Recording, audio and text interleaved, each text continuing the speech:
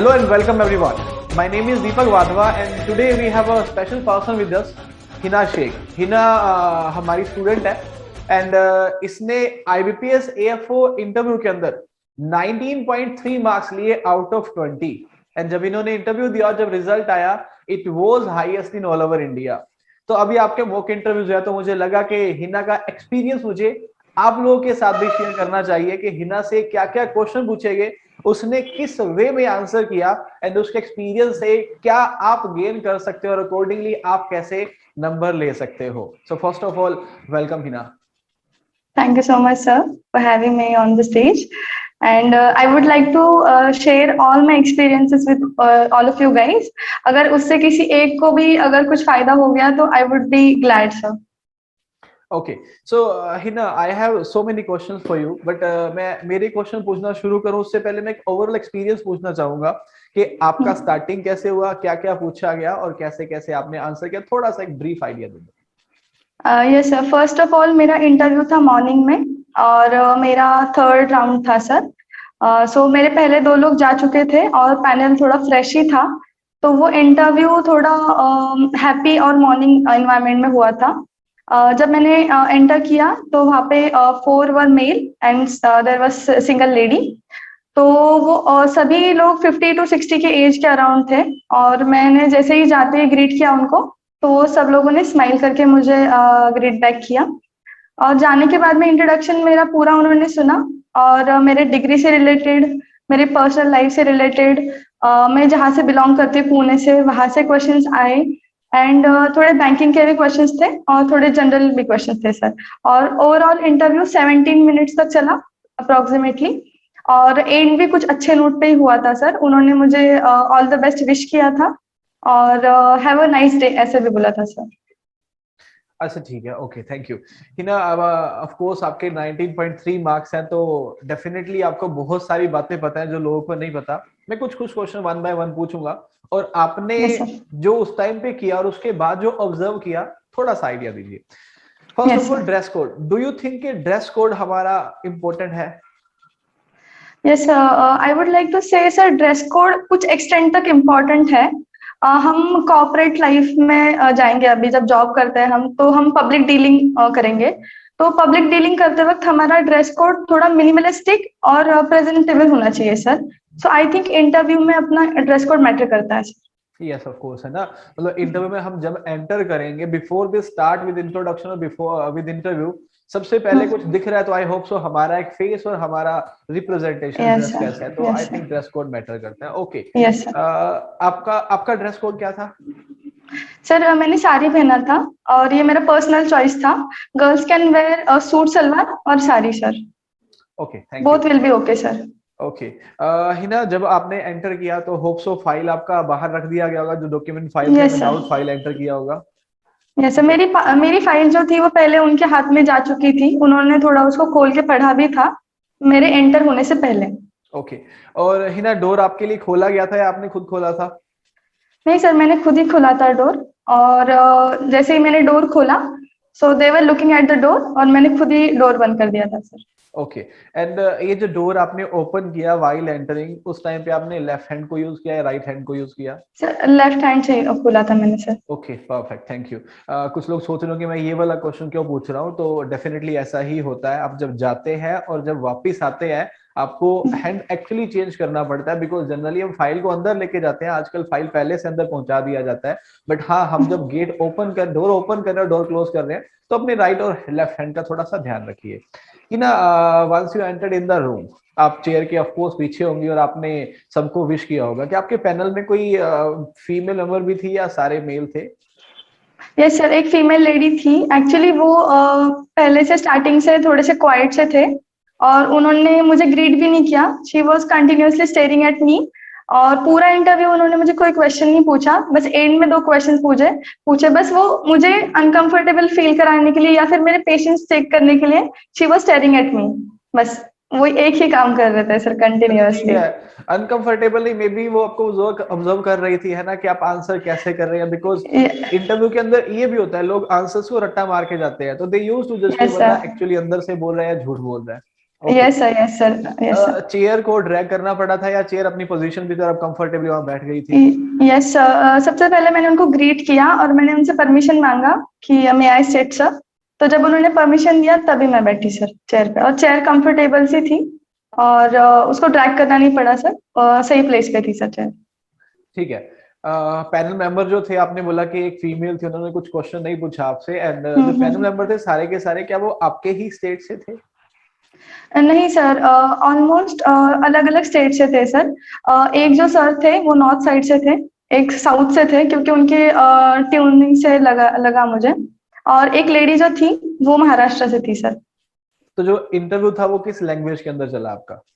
Sir interview मेरा तीनों भी लैंग्वेजेस में हुआ। स्टार्ट तो हुआ इंट्रोडक्शन इंग्लिश में, और बीच में जो बैंकिंग के क्वेश्चन आए वो मुझे हिंदी में आए, और एट द एंड जो लेडी ने क्वेश्चन पूछा वो मराठी में पूछा था सर। Okay, so मतलब you use three languages, English, Hindi, as well yes as sir, Marathi. And have they yes asked any sir. question about your languages? Yes मैंने मेरे सीवी में लिखा था कि आई नो 6 लैंग्वेजेस।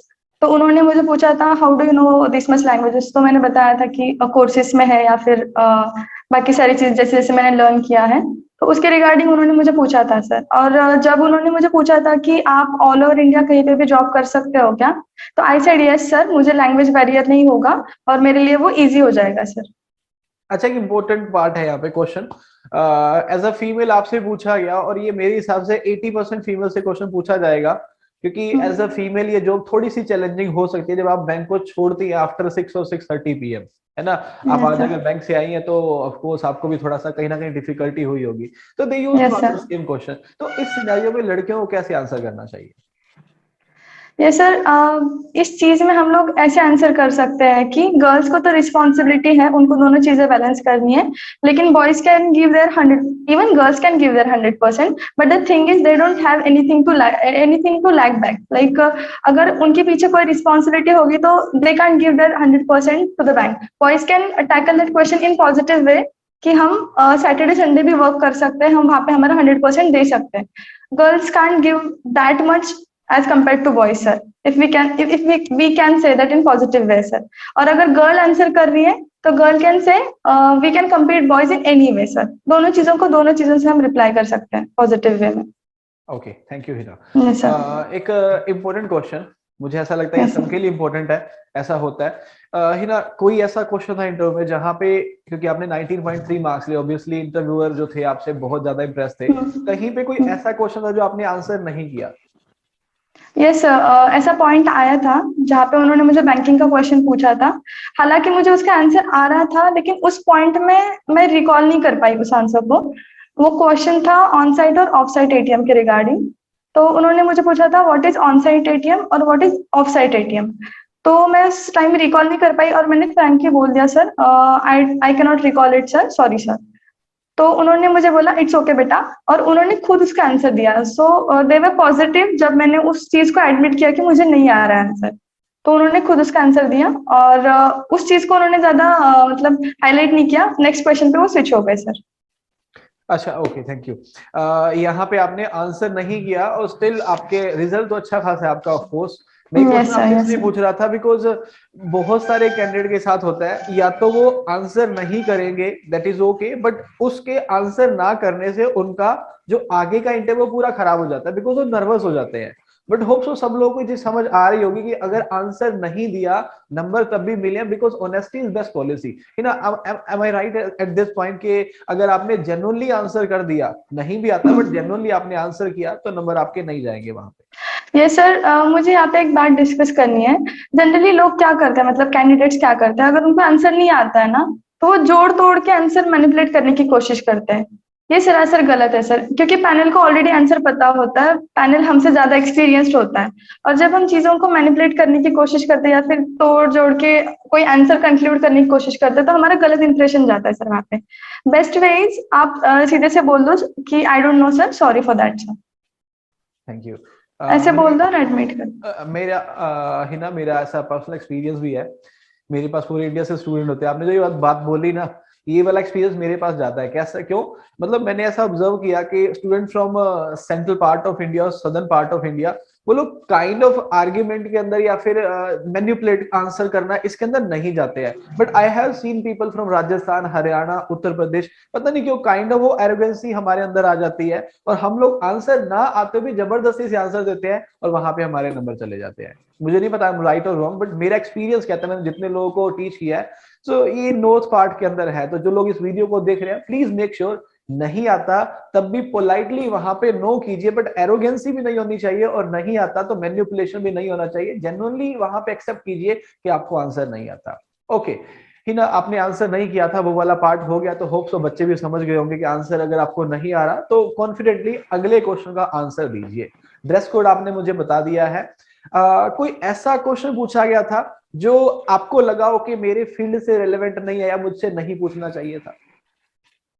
तो ऐसा तो कोई क्वेश्चन नहीं था, लेकिन उन्होंने मुझे एक वुमेन सेफ्टी के रिगार्डिंग क्वेश्चन पूछा था कि वुमेन से जैसे महाराष्ट्र में एक योजना आई थी उस दौरान वुमेन सेफ्टी के लिए, लेकिन जैसे पिकअप एंड ड्रॉप सिस्टम थी बाय महाराष्ट्र पुलिस, कि अगर कोई लेडी कहाँ पे स्टक है, she can call a certain number और वहाँ पे पुलिस कैब आ जाएगी और उसको जो भी डिजायर्ड प्लेस है वहाँ पे छोड़ देगी। तो ये तभी न्यूज में चल रहा था, तो तब मैम ने मुझे पूछा था कि वुमेन हेल्पलाइन नंबर कोई है क्या, अगर होगा तो बताइए, और दूसरी चीज महाराष्ट्र गवर्नमेंट की वो जो योजना है उसके रिगार्डिंग बताइए। ये बैंकिंग से रिलेटेड नहीं था, लेकिन बीइंग अ लेडी मेरी सेफ्टी के लिए उस कंसर्न में उन्होंने मुझे वो पूछा था। अच्छा, दो बातें और कंक्लूड करता हूँ आपकी बातों से, अगर सही हो तो बताना। फर्स्ट ये कि आपने जो सीवी के अंदर मेंशन किया, डेफिनेटली वहां से वो क्रॉस क्वेश्चन पूछेंगे। And secondly, being a women, आपसे विमेन एम्पावरमेंट पे क्वेश्चन पूछे जाएंगे। Is it yes right sir. और wrong? Yes sir. Yes sir. हाँ, मतलब मोस्टली लड़कियों ने मुझे ऐसा बताया कि उनसे कहीं ना कहीं जो फीमेल से जुड़े हुए क्वेश्चन है ये तो पूछे ही गए। ओके, ठीक है। Yes sir. Hina, thank you so much. बहुत सारे डाउट्स और भी बच्चों के हो सकते हैं, होप सो आप फ्यूचर में अवेलेबल रहेंगी। And I yes request sir. You कि श्योर सर। हमारे बच्चे जो मॉक इंटरव्यूज देंगे तो कुछ कुछ सुन के सजेशन दीजिएगा। Now last question, yes sir. Last from your side, बच्चों के लिए क्या क्या सजेशंस है कि इस बार जब वो अपीयर होंगे तो किन किन बातों का ध्यान रखें? फर्स्ट ऑफ ऑल सर, आज काफी सारे बच्चों का मेंस का रिजल्ट लग गया है। कुछ बच्चे मेंस क्लियर होते हुए भी अपना जो ग्रेड्स है, जो मार्क्स है, वो कैलकुलेट करने में लगे हुए instead of preparing for interview. So मैं उनको सजेस्ट करना चाहूंगी कि अपना मेंस का स्कोर कंपेयर मत कीजिए कि किसको कितने मार्क्स से कट ऑफ से। वी डोंट नो कि अपना इंटरव्यू का परफॉर्मेंस उस रेशो में आ जाए और हमारा सिलेक्शन हो जाए। आप अपनी खुद को किसी से कंपेयर मत करिए। सेकेंड थिंग, हम जब इंटरव्यू के क्यू में लगे हुए होते हैं बाहर, तब अपने प्रीवियस वाला जो पर्सन है जो इंटरव्यू देके बाहर आ रहा है, उससे आप ज्यादा डिस्कशन मत करिए। जैसे उसको क्या क्वेश्चन पूछा, उसका क्या एक्सपीरियंस रहा, या आप उनसे मत पूछिए, क्योंकि नेक्स्ट तो आप हो, आपको फ्रेश माइंड से जाना है, ओपन माइंड से जाना है, इसलिए ये चीज आप अवॉइड कीजिए। Third thing I would like to say, जैसे सर ने अभी डिस्कस किया कि अगर आपको कोई आंसर नहीं आ रहा है तो डोंट मैनिपुलेट, आप सीधे सीधे उसको एडमिट करिए और नहीं आता है करके उनको बताइए, वो भी पोलाइट वे में बताइए, आपको रूड नहीं बिहेव करना है। Third thing I would like to say कि आप जब वहां पे जाएंगे तो आपका जो पर्सनैलिटी है ना वो पॉजिटिव लगना चाहिए। जैसे आप हमेशा एक हल्की सी स्माइल रखिए चेहरे पे। अगर सामने वाला गुस्से में भी बात कर रहा है तो तभी भी आप उसको पोलाइटली ही रिप्लाई करिए, आप अपना एंगर मत शो करिए।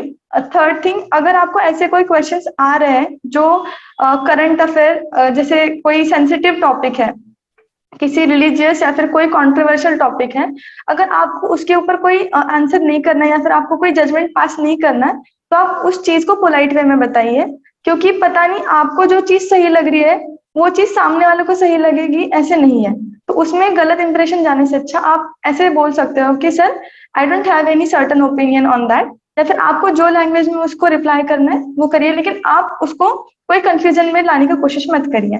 Fifth thing I would like to say is mock interviews का एक्सपीरियंस बहुत अच्छा होता है, और मॉक इंटरव्यूज से आपको काफी सारी चीजें पता लगती हैं। जैसे हम किस चीज को टैकल करने की कोशिश कर रहे हैं, जैसे अगर हमारी कोई वीकनेस है तो उसका हमको सोल्यूशन मिल जाएगा डायरेक्टली। एक्चुअल इंटरव्यू में जाके प्रॉब्लम फेस करने से अच्छा है कि आप 2-3 मॉक इंटरव्यूज दीजिए, आपका जो स्ट्रेंथ है उसको और स्ट्रांग कीजिए, वीकनेस है अगर वो स्ट्रांग हो पाए तो ठीक, वरना उसको कवर करने के लिए अपने स्ट्रेंथ जो है वो और ज्यादा इन्हांस कीजिए। इतना ही है सर। और अगर किसी को कोई क्वेश्चंस होंगे तो अगर नेक्स्ट टाइम पॉसिबल हुआ सेशन तो I would like to share my experience more sir. Thank you so much Hina. एक क्वेश्चन और माइंड में आ गया नर्वसनेस की बात मैं कर रहा था कि एक क्वेश्चन पे आंसर नहीं किया तो नर्वस हो जाते हैं। एक मेरा और ऐसा मेरा ओपिनियन है, आप मुझे बताइएगा मैं सही हूँ गलत हूँ। मुझे ऐसा लगता है कि ऐसा लगता नहीं, मुझे मुझे मतलब मैंने हमेशा से रियलाइज किया, मैं जब लोगों को पढ़ाता हूँ ना, लोग अपने फ्यूचर की जर्नी दूसरों से डिसाइड करवाते हैं कि आफ्टर 12th मुझे क्या करना चाहिए, तब तो मैं बच्चा हूँ, possibly I can not take my decision. But graduation के बाद I hope so we are sufficient mature कि हमें अपने डिसीजन खुद लेने चाहिए, कॉपी पेस्ट नहीं यस करना सर। चाहिए, है ना।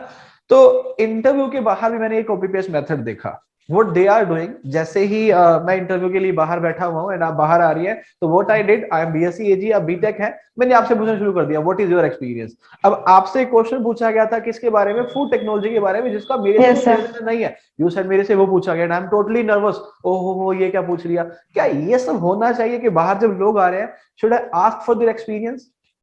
नहीं सर, बिल्कुल भी नहीं, क्योंकि we are one of a kind. हर एक की कोई अलग अलग आइडेंटिटी है, हर एक का बैकग्राउंड अलग है।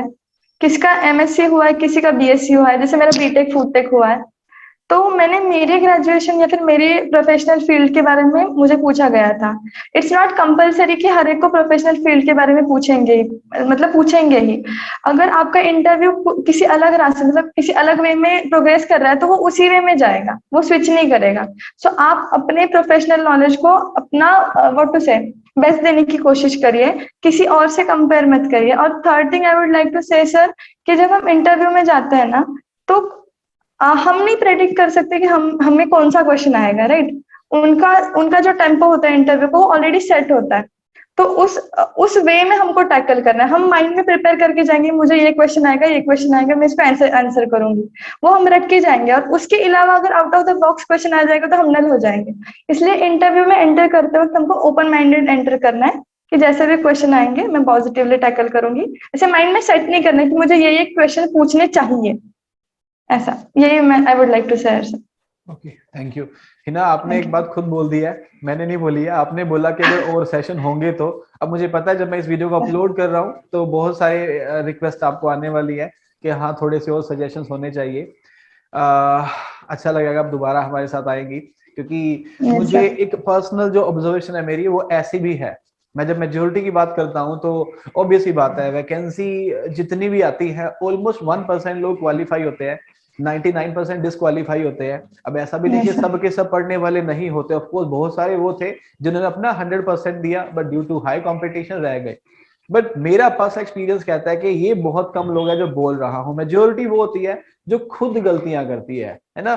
उन्हें गाइड किया जाएगा लेकिन स्टिल वो वाले काम नहीं करेंगे। अब देखो ये जो ये वाली बात थी, आई पर्सनली रियलाइज के 80% अगर आपको नॉलेज है ना, अपना 80% इंटरव्यू में जाके डिलीवर कर दो, 20 में से 80% नंबर ले लो ना। But what they are getting 11 12 और 13 मार्क्स, क्यों? क्योंकि हम खुद को तो पहले ही नर्वस कर रहे हैं। आई हैव सीन पीपल, उनकी सांस तक बंद हो जा रही है बाहर बैठे हुए। क्यों बंद हो जा रही है? क्योंकि वो हर किसी नए कैंडिडेट से क्वेश्चन पूछता जा रहा है, वो बताता जा रहा है, वो नर्वसनेस बढ़ती जा रही है ना।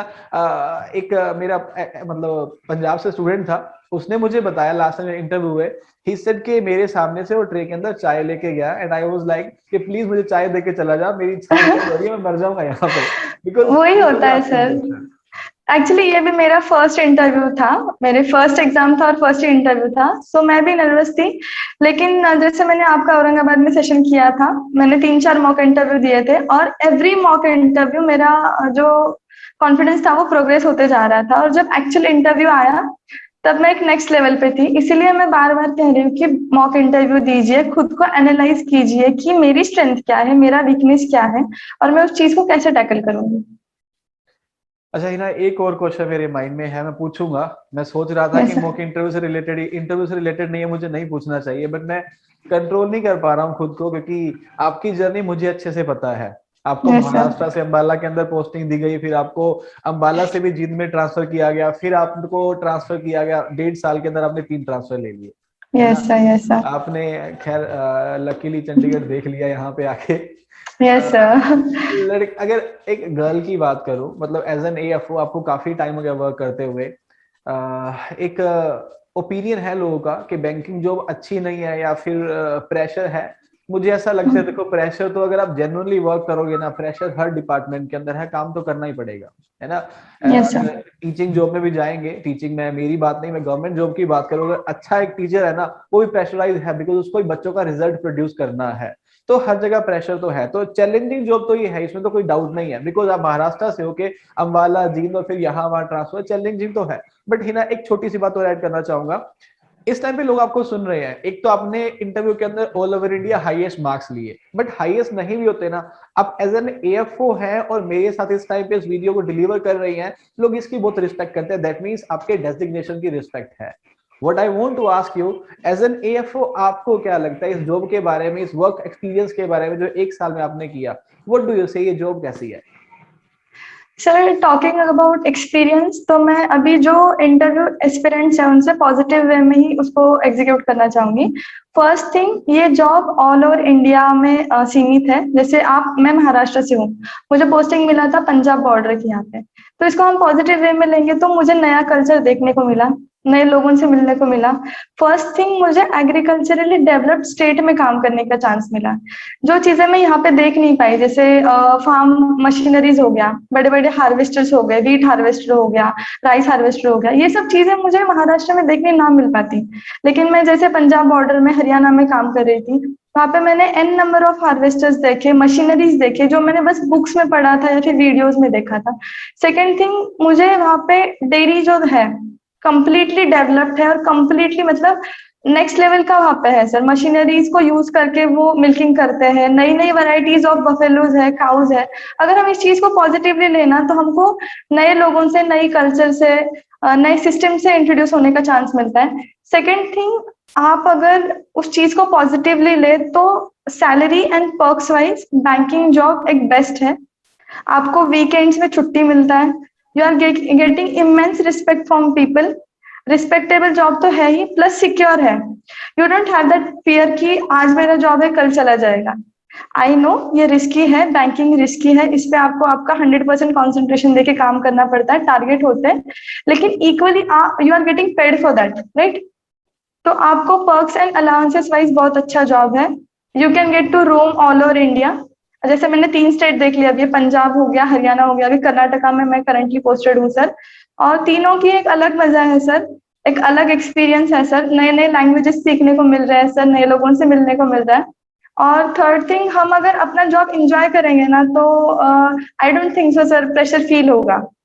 जैसे अगर आप उसको नेगेटिव वे में लोगे तो आपको तो स्टडी का भी प्रेशर फील होगा। अगर आप स्टडी को एंजॉय करोगे तो फिर आपको उस टेंशन नहीं आएगा सर। इसलिए आई वुड लाइक टू से कि आप इंजॉय करो जो भी आप कर रहे हो, और प्लीज अगर आपका सेकंड होगा, थर्ड अटेम्प्ट होगा, तो आप डीमोटिवेट मत रहिए कि मेरा थर्ड है, मेरा फोर्थ है। बहुत सारे एग्जाम्स है सेंट्रल गवर्नमेंट के, जैसे एफसीआई हो गया, नाबार्ड हो गया, बहुत अच्छे अच्छे प्रोफाइल्स है। आप किसी जॉब को किसी से कंपेयर मत करिए, हर एक का एडवांटेज डिसएडवांटेज है, हर एक के पर्क्स अलाउंसेस अलग अलग है। आप डिसाइड कीजिए कि आपको क्या करना है फ्यूचर में, आपको कैसी वर्क लाइफ चाहिए, उसके अकॉर्डिंग आप प्रिपेयर करिए। और हर एक जॉब में, जैसे सर ने बताया, हर एक जॉब में प्रेशर है, बी इट टीचर और बैंकर। अभी जैसे सर है टीचर, सर को भी एक अलग लेवल का प्रेशर होगा सर। तो किसी जॉब में प्रेशर नहीं है, ऐसा कोई जॉब नहीं है, बस आप इंजॉय करिए और सेटिस्फाइड रहिए, तो फिर आपको प्रेशर फील नहीं होगा सर। हाँ एग्जैक्टली है ना। सैलरी के अलावा बातें करूंगा तो आप जब चंडीगढ़ आई थी, मैं आपके पेरेंट्स से मिला था, मे बी आपने यस नोटिस सर। नहीं किया होगा क्योंकि आप तो उनके साथ पहले से थी। बट यस जब आप सर। मुझसे मिले थे तो I can still remember that smile on your parents face. क्यों थी? बिकॉज उनकी बेटी एएफओ थी, है ना। तो यस जस्ट सर। इमेजिन के एक हिना मुझसे मिल रही है प्रिपरेशन के टाइम पे, और एक हिना मुझसे मिली जब वो सेलेक्ट हो गई थी। पेरेंट्स के फेस की स्माइल हमेशा अलग अलग होती है ना। तो मेरे हिसाब यस से वो जॉब और जो भी आप कर रही हैं वो, और फिर वो जो पेरेंट्स को सेटिस्फेक्शन है, आज अगर वो कहीं पे आपके बारे में बता रहे होंगे, होप सो वो इस वीडियो को भी देख रहे होंगे, तो सोचिए उनको क्या फील हो रहा होगा। एंड ये किस कारण से है? बिकॉज आप एक डेजिग्नेशन पे है।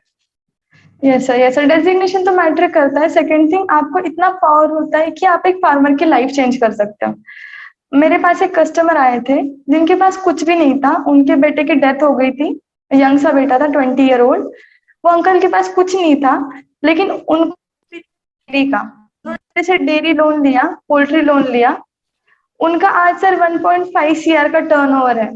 उन्होंने खुद की पोल्ट्री इतनी बड़ी स्टैब्लिश करी सर, हरियाणा में है, उन्होंने 1 ईयर में 1.5 करोड़ का इस्टेब्लिशमेंट कर लिया sir. So we can change farmers life, we have that power, we have that dignity. So sir we are like we should say we are lucky कि हमको उतना पावर मिला, उतने राइट्स मिले, और हमको उसको एंजॉय करना चाहिए सर। That's what. अच्छा, मतलब जो एएफओ की प्रिपरेशन नहीं कर रहे हैं तो उनको 1.5 करोड़ वाला मैसेज लेना चाहिए ना, उनके लिए भी यूजफुल है वीडियो। नहीं सर, वैसे तो है। हम अपनी जॉब को किस वे में लेते हैं ना सर, वो बहुत मैटर करता है। कोई लोग उसको प्रेशर में लेते हैं, कोई लोग उसको एंजॉय करते हैं। जैसे मैं एंजॉय करती हूँ क्योंकि मुझे पता है कि मेरे पास वो प्रेशर तो आना ही है, वो टेंशन तो आना ही है। तो टेंशन लेके जो चीज चल रही है उसको क्यों बिगाड़ना है, उसको एंजॉय करो, तभी आप भी खुश रहोगे और आपकी फैमिली भी खुश रहेगी sir. Okay, thank you so much Hina. मैं डेफिनेटली एंजॉय करता हूँ मेरे पार्ट को, मैंने इस सेशन को भी एंजॉय किया। And yes sir. मीनवाइल मैं ये सब बातें आपसे कर रहा हूँ, मैं शायद ये इंटरव्यू उतना लंबा नहीं करता, बट मेरे से रहा नहीं जा रहा, और मैं ये भी अब बताए बिना नहीं रह सकता कि हिना फूड टेक की स्टूडेंट है। हिना ने फर्स्ट अटेम्प्ट में हार्ड वर्क किया, फर्स्ट अटेम्प्ट के अंदर क्वालिफाई किया। Hina is also preparing for NABARD. ये मुझे कभी कभी मैसेज करती है नाबार्ड के लिए, आजकल थोड़ा ही ट्रांसफर में बिजी होगी थी तो नहीं किया। बट हाँ, ऐसा है कि अपने करियर को खुद डिसाइड कीजिए, जैसे इसने भी किया। एएफओ है but still she is willing to join NABARD, तैयारी कर रही है, एक ना एक दिन आएगा। एंड आई एम श्योर कि आज से 2 साल बाद मैं एक और वीडियो रिकॉर्ड कर रहा हूँ जहाँ पे हिना मुझे नाबार्ड इंटरव्यू एक्सपीरियंस बता रही होगी। जी सर, इंशाल्लाह जरूर। Definitely. Okay Hina, thank you so much for your time. And thank you so much sir. We are expecting कि आप कुछ और सेशन के लिए प्लीज हमारे साथ आइएगा, और एक बार कमेंट्स Sure, नीचे sir. लिख लीजिएगा, हमारे बच्चे भी चाह रहे हैं कुछ सजेशन उनके लिए। Sure sir. एक्चुअली जैसे ही मुझे टाइम मिलेगा, मैं जितने भी आपके क्वेरीज हैं मैं उसको रिप्लाई करना चाहूँगी, या फिर अगर पॉसिबल हुआ तो मैं और एक सेशन ट्राई करूँगी। लेकिन सबको मैं ऑल द बेस्ट विश करना चाहूँगी। बिल्कुल भी स्ट्रेस मत लीजिए। आप जिस चीज़ का स्ट्रेस ले रहे हैं ना, पता नहीं वो चीज़ एक्चुअल में जाके बहुत पॉजिटिव हो जाएगी। जैसे मैं भी बहुत स्ट्रेस थी, लेकिन मेरा जब इंटरव्यू हुआ तब बाहर आते वक्त आई वाज स्माइलिंग। तो आप उसका टेंशन अभी मत लीजिए, पता नहीं वो चीज़ और 100 टाइम्स पॉजिटिव हो जाए। सो आप अच्छे तरीके से प्रिपेयर करिए। सेकेंड थिंग, आप कंपेयर मत करिए आपका मेंस का स्कोर। मेंस को छोड़ दीजिए, अभी आप क्वालिफाई हो चुके हो, अब वो बात खत्म हो चुकी है। आप मेंस को 100% दीजिए और पॉजिटिव रहिए। All the best for your interviews. Okay, thank you so much Hina, thank you so much for your important time. Have a great time with you. Bye bye. Thank you sir. Thank you.